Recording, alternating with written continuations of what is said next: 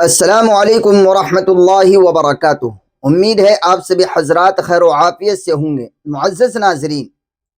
روزے کی حالت میں جس طرح ہم کھانے اور پینے سے اپنے آپ کو بچاتے ہیں، اسی طرح ہمیں چاہیے کہ ہم روزہ رکھنے کے بعد غلط باتوں سے، غلط کاموں سے، غلط چیزوں کے دیکھنے سے اپنے آپ کو بچائیں۔ بالخصوص ہمیں روزے کی حالت میں اپنی زبان کی حفاظت ضرور کرتے رہنا چاہیے۔ زبان سے غلط نہ نکلے، کسی کی غیبت نہ ہو، کسی کی چغل خوری نہ ہو، کسی کے بارے میں ہماری زبان سے ایسا کوئی جملہ نہ نکلے جس سے کسی کے دل کو ٹھیس پہنچے، کسی کو تکلیف پہنچے۔ اور جب ہم رمضان کی حالت میں، روزے کی حالت میں اپنی زبان کی حفاظت کریں گے تو انشاءاللہ ہمیں روزے کا پورا پورا فائدہ اور ثواب حاصل ہوگا۔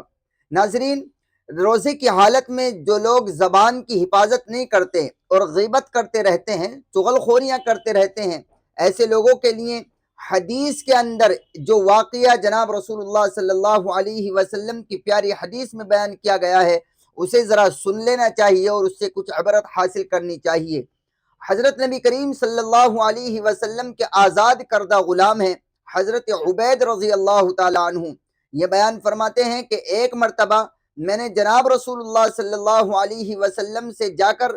دو روزے دار عورتوں کے بارے میں فرمایا کہ یا رسول اللہ، یہاں پر دو روزے دار عورتیں ہیں اور وہ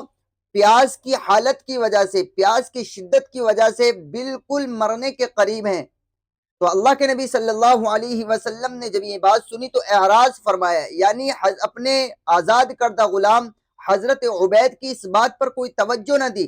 حضرت عبید رضی اللہ تعالی عنہ نے دوبارہ پھر اللہ کے نبی سے یہ بات عرض کی کہ یا رسول اللہ، اللہ کی قسم، آپ کے آزاد کردہ غلام قسم کھا کر کہتے ہیں کہ اللہ کی قسم دونوں عورتیں بالکل مرنے کے قریب ہیں یا رسول اللہ، آپ انہیں افطار کی اجازت دے دیں۔ غالباً یہ دوپہر کا وقت تھا اور دوپہر کے وقت میں جو ہے ان کو پیاس کی شدت بہت زیادہ بڑھ گئی، وہ بالکل مرنے کے قریب ہو گئیں۔ تو حضرت عبید رضی اللہ تعالیٰ عنہ کا مقصد یہ تھا کہ اللہ کے نبی ان کو افطار کی اجازت دے دیں۔ حضور نبی کریم صلی اللہ علیہ وسلم کے سامنے آپ کے آزاد کردہ غلام حضرت عبید رضی اللہ تعالیٰ عنہ نے جب دوسری مرتبہ یہ پیشکش کی کہ یا رسول اللہ، وہ دونوں روزہ دار عورتیں بالکل مرنے کے قریب ہیں پیاس کی شدت کی وجہ سے، لہٰذا آپ انہیں افطار کی اجازت دے دیں، تو اللہ کے نبی صلی اللہ علیہ وسلم نے ان دونوں عورتوں کو طلب کیا، بلایا۔ وہ دونوں عورتیں حاضر ہوئی اللہ کے نبی کے پاس اور آپ صلی اللہ علیہ وسلم نے پہلی عورت سے کہا کہ آپ اس پیالے میں جو ہے قے کریں۔ تو اس عورت نے جو ہے، پہلی عورت نے اس پیالے کے اندر قے کی، یعنی الٹی کی، تو اس نے خون پیپ اور گوشت کے لوتھڑے کی قے کی، الٹی کی۔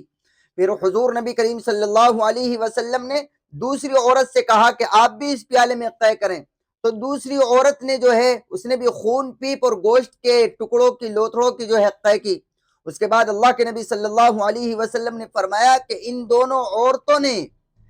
سحری یعنی روزہ تو رکھا تھا حلال پر، لیکن اس روزے کا افطار کیا حرام سے، یعنی انہوں نے روزہ رکھنے کے بعد اپنی زبان سے غیبت کی، اپنی زبان سے دوسروں کی چغل خوری کی، جس کی وجہ سے ان کا انجام یہ ہوا۔ اس واقعے سے ہمیں عبرت حاصل کرنی چاہیے، بالخصوص ان لوگوں کو جو روزے کی حالت میں اپنی زبان کی حفاظت نہیں کرتے اور روزہ رکھنے کے بعد بھی دوسروں کی چغل خوری وغیرہ کرتے رہتے ہیں۔ اللہ تعالی ہمیں روزے کی حالت میں بھی اور غیر روزے کی حالت میں بھی ہمیں اپنی زبان کی حفاظت کرنے کی توفیق عطا فرمائے۔